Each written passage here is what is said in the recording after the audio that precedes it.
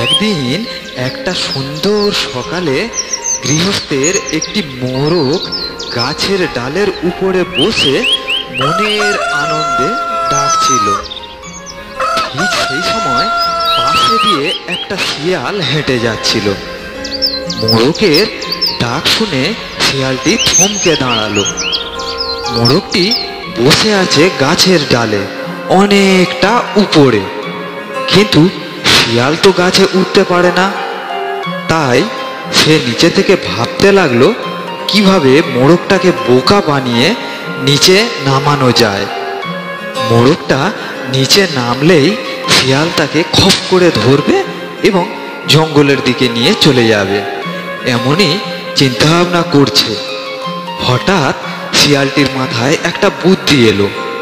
তখন ধূর্ত শিয়ালটি মোরগটিকে উদ্দেশ্য করে বলল, আরে মোরগ বন্ধুজি, এতদিন তুমি কোথায় ছিলে? অনেক দিন হলো তোমাকে দেখিনি। নিচে এসো বন্ধু, তোমার সাথে আমার অনেক কথা রয়েছে। শিয়ালের এই কথাতে মোরগটি কোনো উত্তর দিল না। সে চুপচাপ গাছের ডালে বসে রইল। এদিকে মোরগটি কোনো উত্তর না দেওয়াতে শিয়ালটি তাকে বলল, কি হলো বন্ধু, তুমি কোনো উত্তর দিচ্ছ না যে? নিচে নেমে এসো। ও, তুমি ভয় পাচ্ছ আমি যদি তোমাকে ধরে খাই? আরে বন্ধু, চিন্তা করো না। এই জঙ্গলের সকল জীবেরা স্থির করেছে যে কেউ কাকে আর আক্রমণ করবে না, কেউ কাউকে আর ধরে খাবে না। জঙ্গলের সবাই একসাথে মিলেমিশে থাকবে। তুমি বোধহয় এই খবরটা পাওনি, তাই তুমি ভয় পাচ্ছ।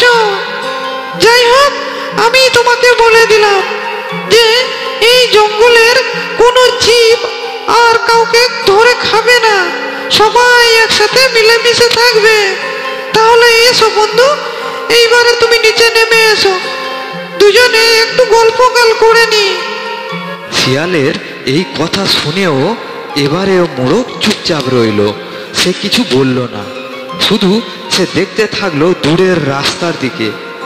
মোরগটি কোনো উত্তর দিচ্ছে না দেখে শিয়ালটি আবার তাকে বলল, কি হলো বন্ধু, তুমি আমার কথার কোনো উত্তর দিচ্ছ না যে বড়? আর ওই রাস্তার দিকে কি তাকিয়ে দেখছো বন্ধু? এইবারে মোরগটি দেখতে পেল দূরের রাস্তার দিকে কয়েকটা কুকুর দৌড়ে আসছে সেদিকে। কুকুরগুলি দৌড়ে আসছে দেখে তখন মোরগটি উত্তর দিল,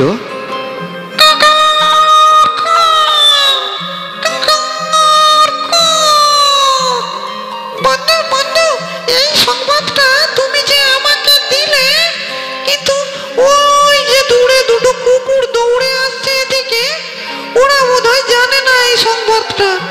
তাহলে তুমি এই সংবাদটা ওদেরকে দাও, দিলে তারপরেই আমি নিচে নেমে আসছি।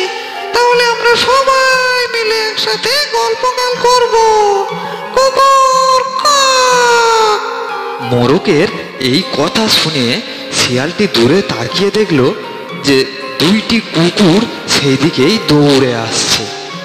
কুকুর দুটি এইদিকে দৌড়ে আসছে দেখে শিয়াল একটু ব্যস্ততা ভাব দেখিয়ে মোরগকে বলল, বন্ধু বন্ধু, আমার একটা বিশেষ কাজ রয়েছে, আমি একদম ভুলে গিয়েছিলাম। আচ্ছা ঠিক আছে, আবার অন্য একদিন এসে গল্পগাল করবো। এখন এখন আমি আসি। আরে বন্ধু বন্ধু, দাঁড়িয়ে যাও, একটু গল্প করি, একটু দাঁড়িয়ে যাও বন্ধু। মোরগের এই কথায় শিয়াল আর কোনো উত্তর দেওয়ার সময় পেল না। তৎক্ষণাৎ সেইখান থেকে শিয়ালটি দৌড়ে পালিয়ে গেল। এরপরে মোরগটি আবার মনের আনন্দে গাছের ডালে বসে গান করতে লাগলো।